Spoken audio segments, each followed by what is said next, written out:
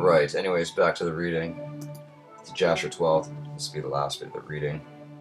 Um,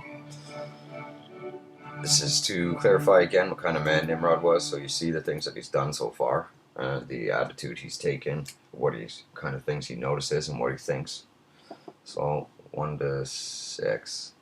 And when the king heard the words of Abraham, he ordered him to be put into prison, and Abraham was 10 days in prison. At the end of those days, the king ordered that all the kings, princes, and governors of different provinces and sages should come before him, and they sat before him. Abraham was still in the house of confinement.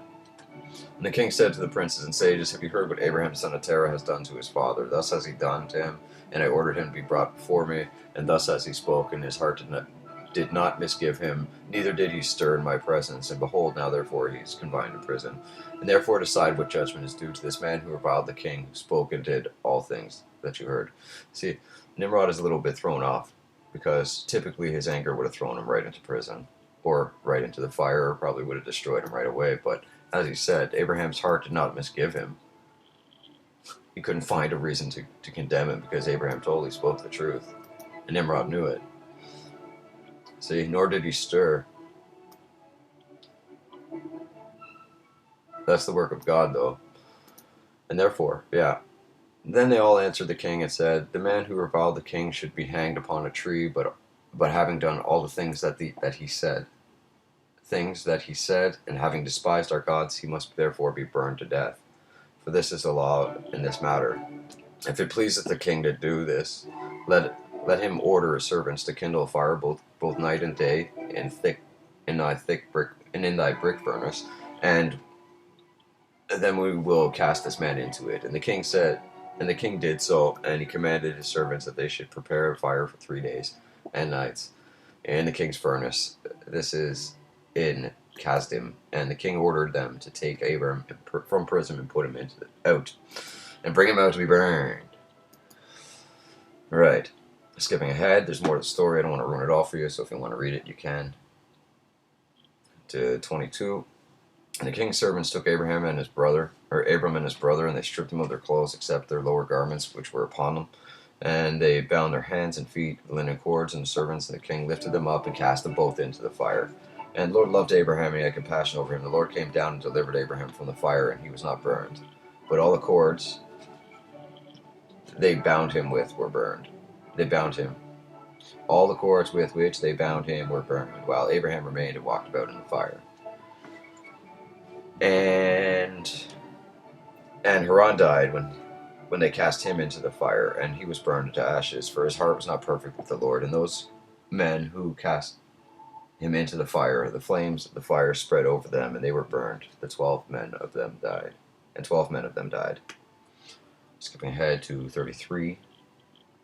And when Abram came out to the king, all the servants saw Abram coming before the king with the lower garments upon him. They were not burned, but the cords with he was bound was burned. And the king said to Abraham, "How is it that thou was not burned in the fire?" And Abraham said to the king, "The God of heaven and earth, whom I trust, who has all power, and who has all in his power, has delivered me from the fire into which thou didst cast me." And Haran, the brother of Abraham, was burned to ashes, and they sought for his body, and they found it consumed. Right. So again, skipping ahead, 47. And this will be the last of the readings. Okay, 47.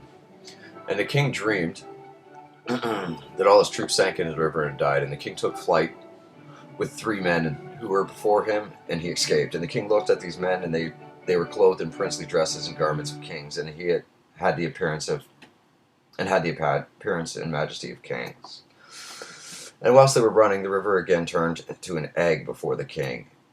There came from the egg a young bird, which came before the king, and flew at his head, and plucked out the king's eyes. And the king was grieved at the sight, and he awoke out of his sleep, and his spirit was agitated, and he felt a great terror.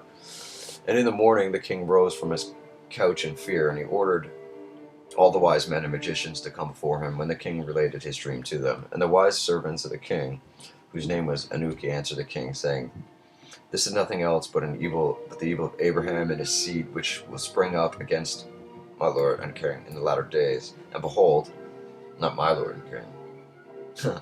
Not Nimrod. And behold, the days will come when Abram and his seed and the children of his household will war with my king, and they will smite all the king's host and his troops. And as to what thou hast said concerning concerning 3 men which thou didst see like unto thyself, and which did escape, this means that only thou wilt escape with 3 kings from the kings of the earth, who will be with thee in battle. And that which thou sawest of the river, which turned to an egg as at first, the young bird plucked out thine eye. This means nothing else but the seed of Abraham will slay the king in latter days. This is the king's dream, and this is its interpretation. The dream is true, and the interpretation which the servant has given thee is right. Now therefore, my king, surely know that it is now 52 years since the sages saw this at the birth of Abraham, and if my king will suffer Abraham to live in the earth, it will be to the injury of my lord and king.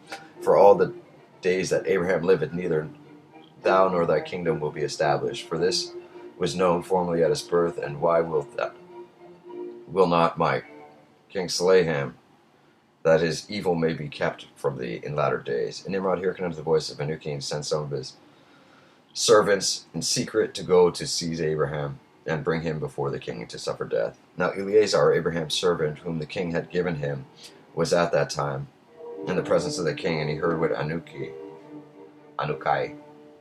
had advised the king, and what the king had said to cause Abraham's death. And Eleazar said to Abraham, Hasten, rise up, and thy soul shall live, that thou mayest not die through the hands of the king. For thus did he see in a dream concerning thee, and thus did Anuki interpret it, and thus also did Anuki advise the king concerning thee. And Abraham hearkened unto the voice of Eleazar, and Abraham hastened and ran for safety to the house of Noah and his son Shem, and he concealed himself there, and found a place of safety. And the king's servant came to Abraham's house to seek him, but they could not find him. They searched throughout the country, and he was not to be found. And they went and searched in every direction, and he was not to be met. Yeah, so this is pretty much where the truth of the Spirit stands, except that Abraham has already defeated Nimrod. So this is the history, the reality, and the scope of Nimrod's reign, his spirit, and his attempts, what he has chosen to do, the evils that he has brought upon the earth, and the evils that are on the earth because of Nimrod, even unto this day. Therefore be wise, O you servants of God, hearken unto the word, and strive to be above a man such as Nimrod. For surely he is the tail and not the head. And if you believe in the only Son of God, surely you are the head and not the tail. Amen. Alright. Again, Creston, Shai.